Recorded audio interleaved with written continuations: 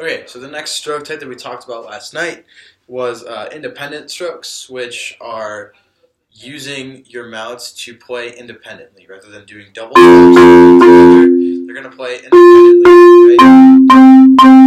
You're playing one mallet at a time, or you're playing two mallets at a time with two different hands. Okay, so the main thing that we focused on last night was getting our rotation. Now what that means is we're going to start with our inside mallet first, is that our inside mallet, when we play it, is going to rotate. And it's going to rotate around an axis. Now the axis that we have right now is our outside mallet. Okay? So you can see that my mallet is basically rotating around that outside mallet.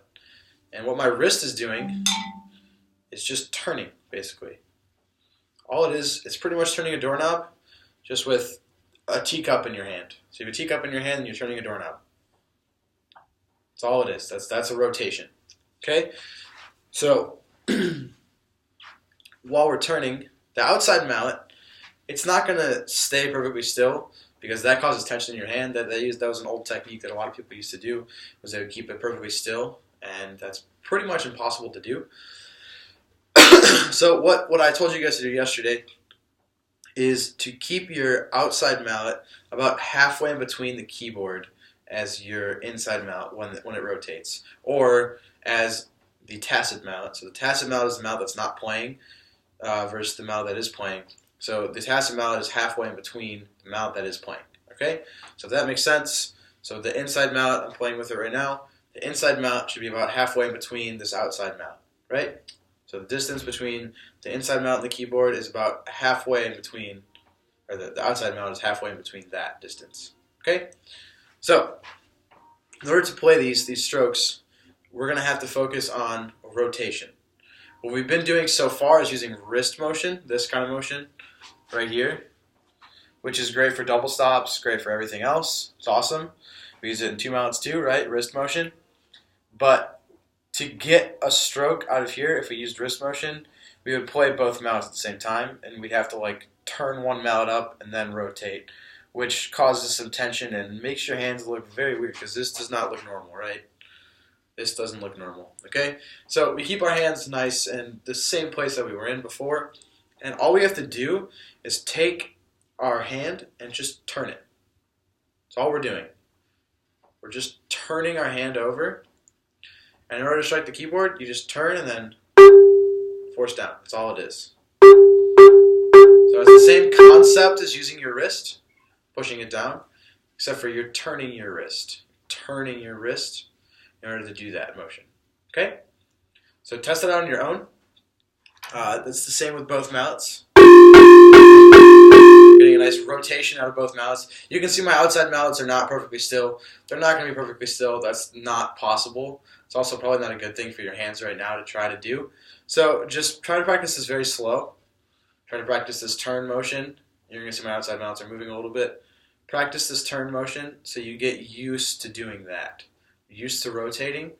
And then once you feel comfortable doing that, try to play some red or some scales or something on the keyboard, or maybe even on the floor if you don't have a keyboard.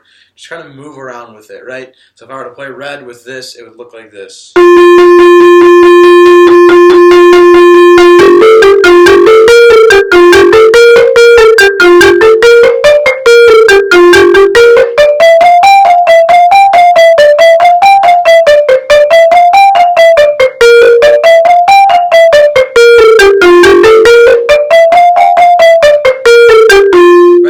Red, and I put a couple wrong notes, but that's okay.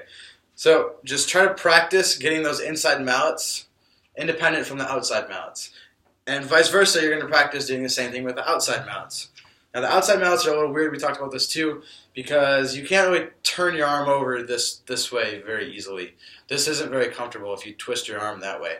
So all you can really do is just turn as far as you can, and then you're just going to kind of turn to basically flat, and then just kind of turn back over. That's all it is. It's this kind of motion. As I said, it's like you have a key and you're turning your key, right? So you're starting this way, you have a key in here, and then you just turn it over. Turn it over. That's all it is. So with your outside mallet, you start at your nice Stevens grip with your thumb up. Your thumb's going to turn to the side like you're playing two mallets, and you're just going to turn it back. And that's all it is. So to play a note on a C or on a B flat or whatever, all you do is turn. Right? That's all it is. It's just a turn. You can see my hand is rotating right now. It's not doing this kind of motion. It's doing this kind of motion. From the side, it looks like this, rather than this. Not that. You're turning and rotating. Okay? I'll do it from the side a couple times.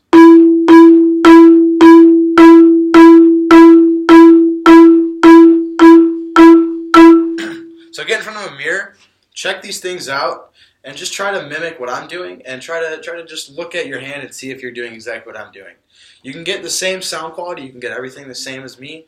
Just practice this a lot in front of a mirror and in front of, I don't know, anything. Just do it on your pillow, do it on your bed, wherever you want to do it. That's really all there is to it.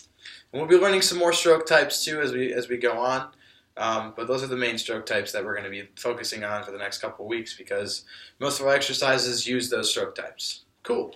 Thanks, guys.